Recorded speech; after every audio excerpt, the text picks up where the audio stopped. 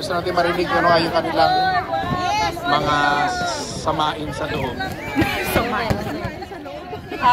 Mayong hapon sa tanan. Bisaya yun, kaya taga Davao. Tagalog kay. Tagalog ka, Bisaya ba? Okay.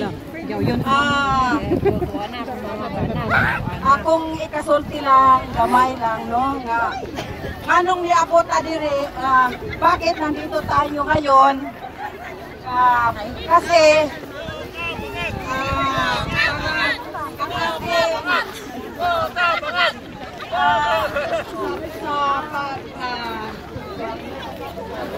ano na ako sa Tagalog, Bisaya na lang! Bisaya na! Maraming Bisaya dito! Swedish na lang! Kung bakit nandito tayo ngayon in support sa ating pinakamamahal na Pangulong Duterte na kinidnap ng ating gobyerno na illegally. So ito ang ating pinaglalaban ngayon. Alam natin na sa edad niyang 80, hindi na dapat siya, dapat kung may kaso siya, kinidnap siya, wala siyang kaso. Kung may kaso sana, dapat doon na lang sa atin. Siya pinadala sa ibang bansa. Yes! Kaya ito ang ating bakit ipinaglaban natin na pauwiin natin dapat siya. Bring him back! Bring him back! Bring him back! Bring him back! At sa ngayon ang ating gobyernong Marcos hindi na makatuweran. Hindi natin alam kung makakabalik pa tayo dahil sinabi natin si Marcos ay bangag-bangag naman talaga.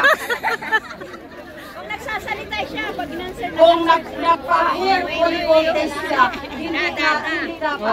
Wala sana siyang isyo. Ngayon, nasaan ang kanyang first lady? Yes! A big question! Hindi nila, tinatakpan lagi nila ang isyo.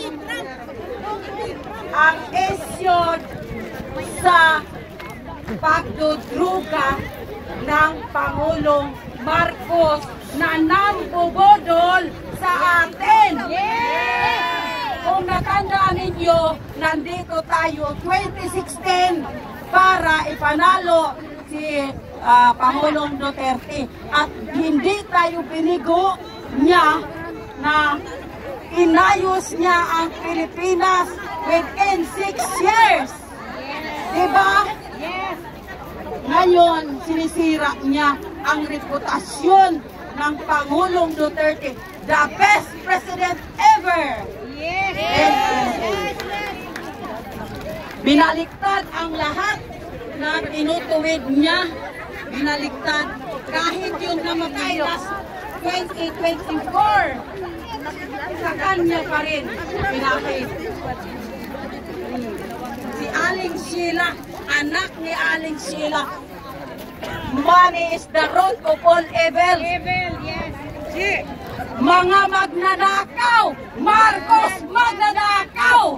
Marcos magnanakaw! Totoo naman, lahat-lahat, pati ang ating. Hello. Pinatay ni Marcos.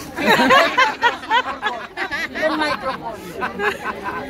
Pati ang atong reserve gold, ninakaw na nila at ang nakakalungkot yung sa PhilHealth issue na kahit sa mga miyembro yun, pera, kahit hindi pa mo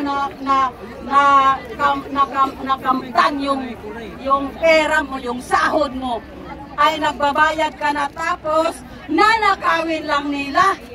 Yan ba ay makatarungan? Hindi! Hindi. Kaya kahit ano, maraming issue sila. Maraming issue. Kaya hindi makatarungan yung mga ngayon sa Pilipinas.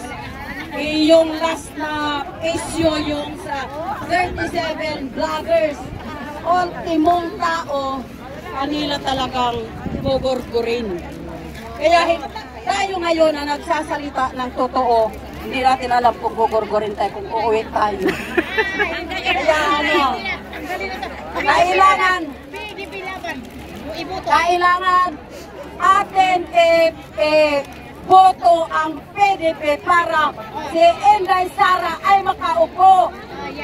At saka sana kahit hindi pa yung May 12 na eleksyon, sana ay mawala na itong Marcos na ito. Palitan na natin sa ating i-restart natin ang gobyerno na sana si Inday Sara ang makaupo na as soon as possible para wala na tayong problema sa droga. Importante. Droga ang tinatakpan nila. Korupsyon.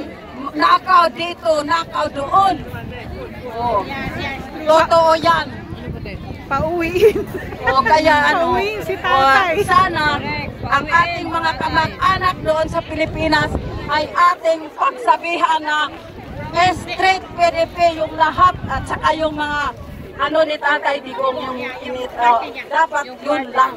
Huwag tayong magalo para si Inday Sara pa rin ang ating magiging Pangulo sa 2028. Para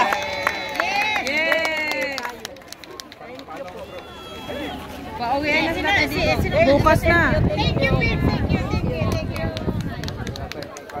pinatay ni Elisa. Hello, okay.